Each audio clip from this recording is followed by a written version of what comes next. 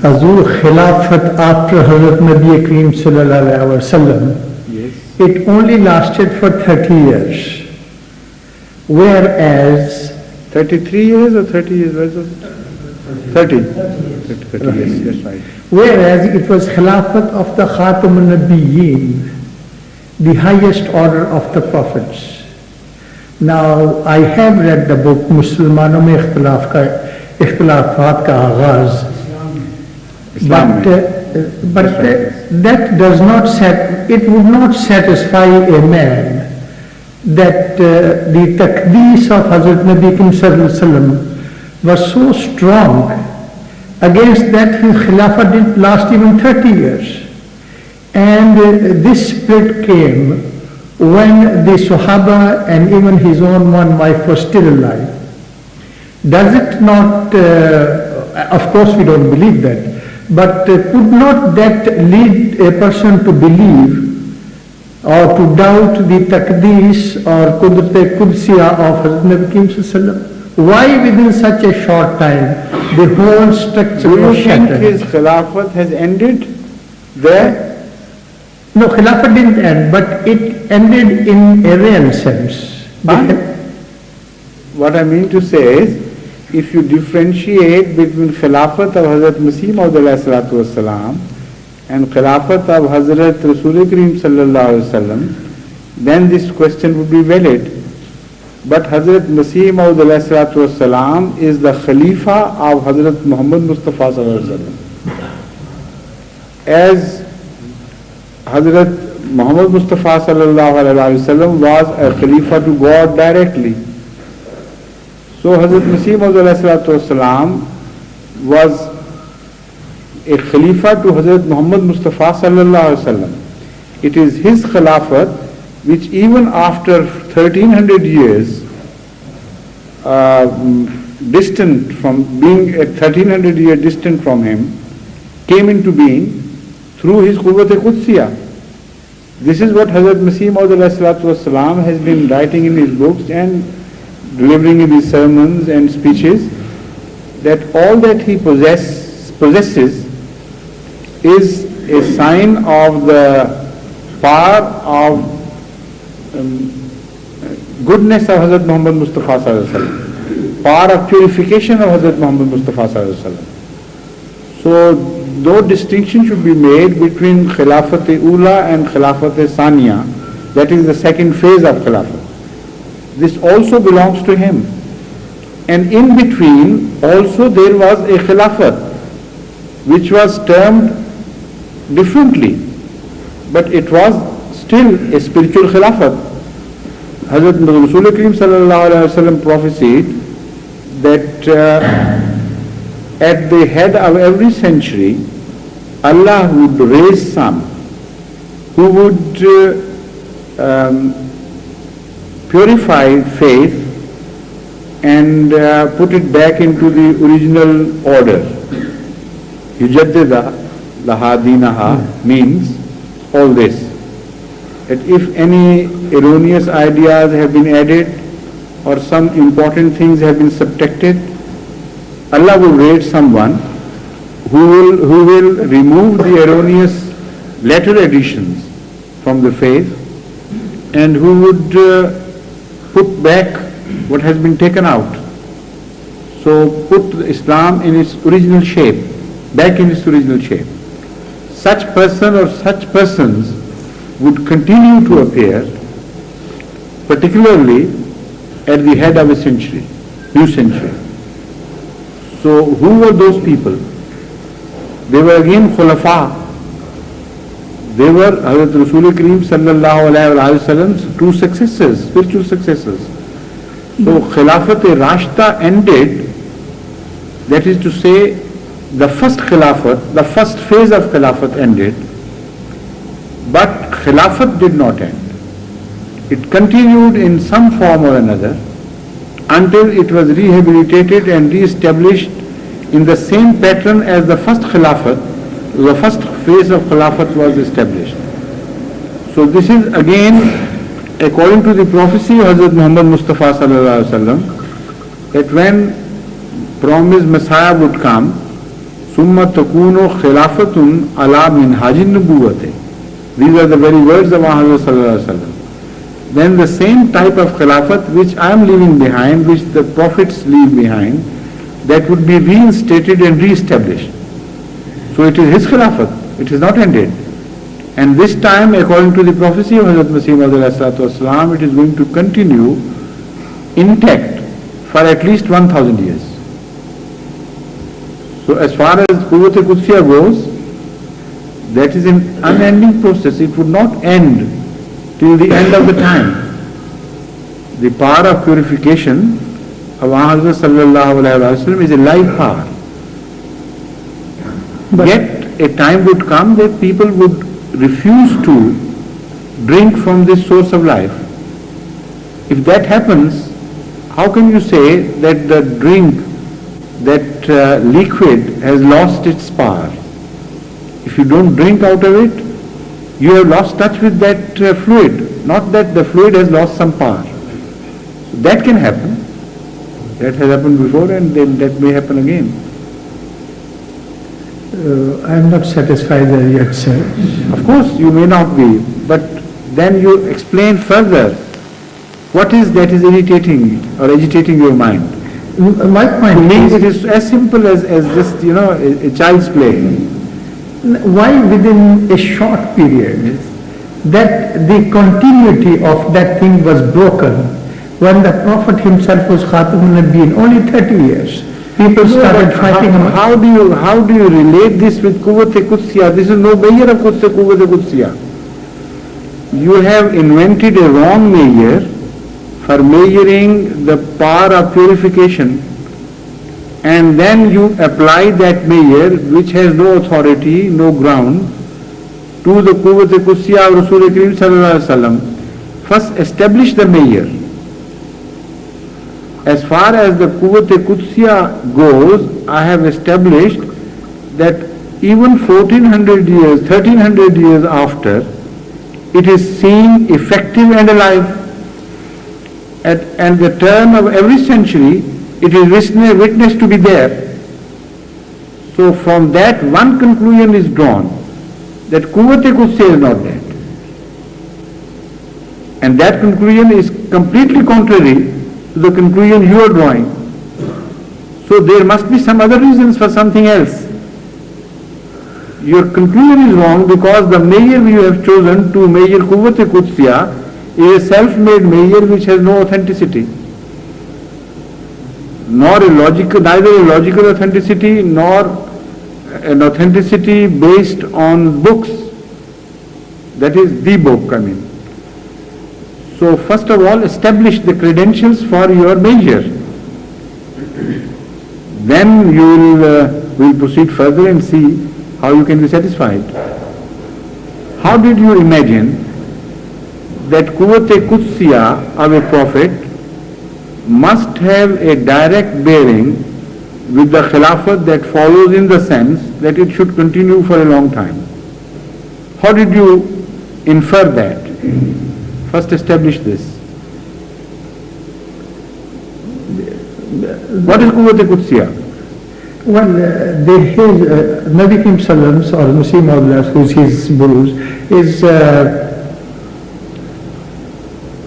or put it this way, their own, that strength of and purity which should have traveled on and on and on. Obviously, it was ended in a way after 30 years. No, how do you say that? On and in what form? The point is that did piety in itself die out the moment the last Khalifa was murdered, of those of Khilafat Rashida? Yeah. What do you say of those companions of the Holy Prophet who survived that period and lived much long afterwards? And those holy and pious men who were born in Islam all over the world. And what about Hazrat Imam Hussain and also those who were martyred along with him of his family at Karbala? Did they suddenly become unholy at the time when the institution of Khilafah died out? No, Is that your concept? No, they remained holy, but Who had made them holy? that Nabi Sallallahu And who kept them holy? At every crisis, at every trial of life, they referred their actions to the concept of Muhammad Mustafa Sallallahu Alaihi Wasallam, and on that touchstone, they applied their decisions and followed whatever was the answer of that touchstone. What was the touchstone? Sunnat Muhammad Mustafa Sallallahu Alaihi Wasallam. So it worked. It continued to work. It was in pockets, sir. No, en masse it continued to work. It remained effective whenever somebody applied his decisions to that touchstone. It always worked. And if somebody did not apply, it could not force people. This is why I illustrated my point by an example. If water is pure, it is not defiled. And if water has life-giving properties, then those who go and quench their thirst with that water would gain those life-giving properties. But if somebody does not go to the water, does not drink of that water, and he dies, will that inference would be correct that the water has lost its properties? No? So, Quwwat Qudsiyya alone is not enough. Even if it is alive, it will not be enough. And in whichever direction Quwwat Qudsiyya has been ignored, in that direction you will find danger, despite the fact that Quwwat Qudsiyya is intact. Hazrat Sallallahu Alaihi Wasallam's Quwwat Qudsiyya is not a magic word, is not a myth. It is a reality, and a very vast reality for that matter. His Quwwat Qudsiyya means his Sunnah. The concept which he has left behind of right and wrong, good and evil, which was practiced by him once and demonstrated by him that it is practicable, it is not something supernatural. That concept is Quwwat Qudsiyya, plus his prayers. All that go towards making one Quwwat Qudsiyya.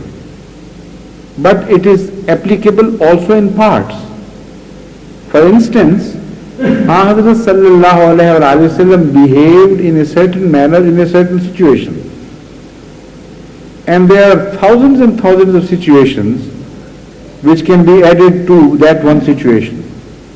All that as a whole makes Quwwat Qudsiyya. But if you ignore one single situation, in that particular event you would lose touch with the life-giving property of Hazrat Muhammad Mustafa Sallallahu Alaihi Wasallam and become partially dead in that matter.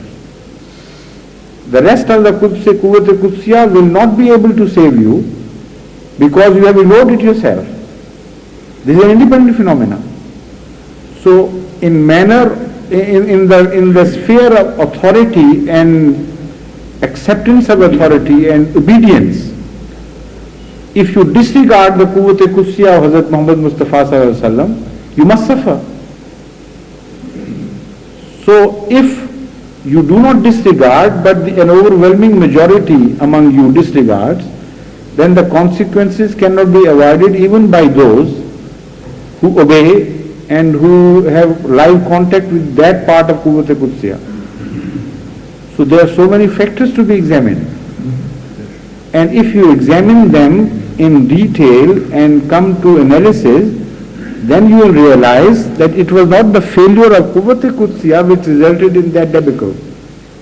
It was failure of the people, of certain types of people who had in fact no opportunity to be trained by Hazrat Muhammad Mustafa Sallallahu Alaihi Wasallam. They overnumbered those who were trained, and the weight of their follies told heavily upon Islam. So it had nothing to do with Quwwat Qudsiyya of Hazrat Muhammad Mustafa Sallallahu Alaihi Wasallam. What resulted was, by the lack of those people, the inability of those people who had joined Islam from the periphery areas, had heard of Islam by hearsay and had no knowledge of Muhammad sallallahu alaihi wasallam. They had not come into direct touch with Hazrat Muhammad Mustafa sallallahu alaihi wasallam's Quwwat Qudsiya. It was they who brought about that debacle. Is that not correct? No, it's correct. And now you satisfied? Yes, sir. Oh, thank you. May I be allowed to say? Please, please. Yes. One sound. Just a moment. After Chaudhry Ahmad Mustafa in Karachi. Surah, I read one revelation of Hazrat Muslim Maud.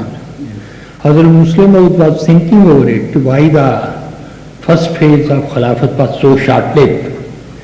Then revelation came to him and a banner was shown to him on which it was written, their temperament became moribund and anarchical.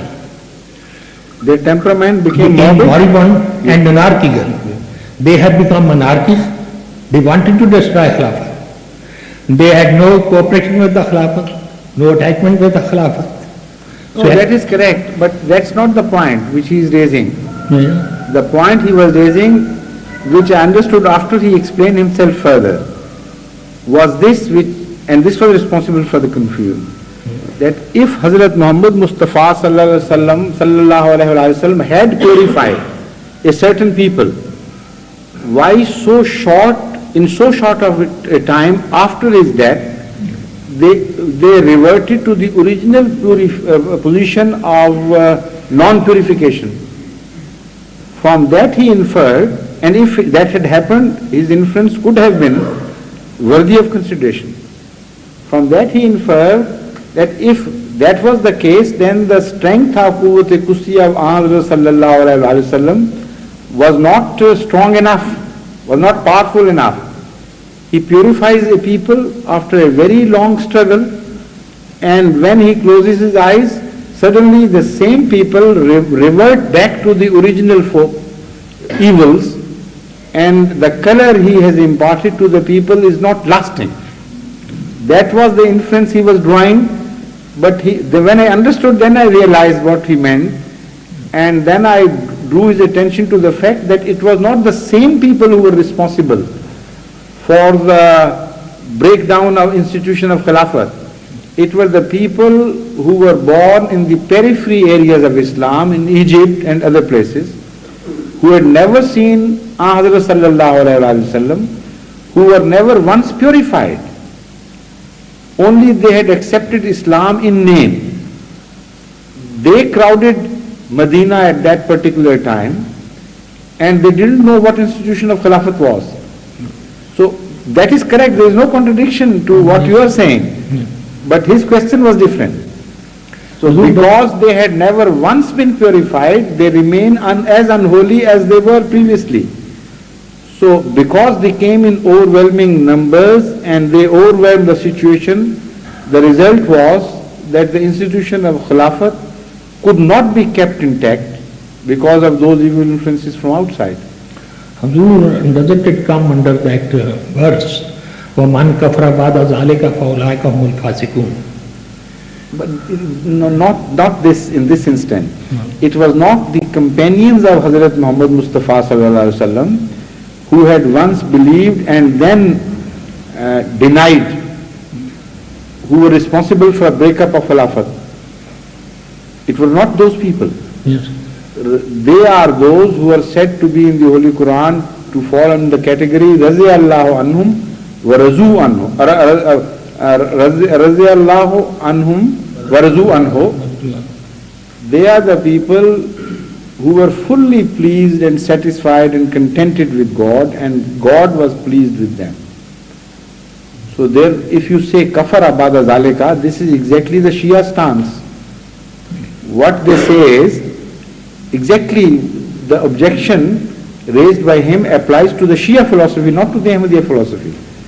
The Shias believe that although the companions of the Holy Prophet were purified during his lifetime, but the moment he shut his eyes, they fell back to the original position of uncouthness and unholiness.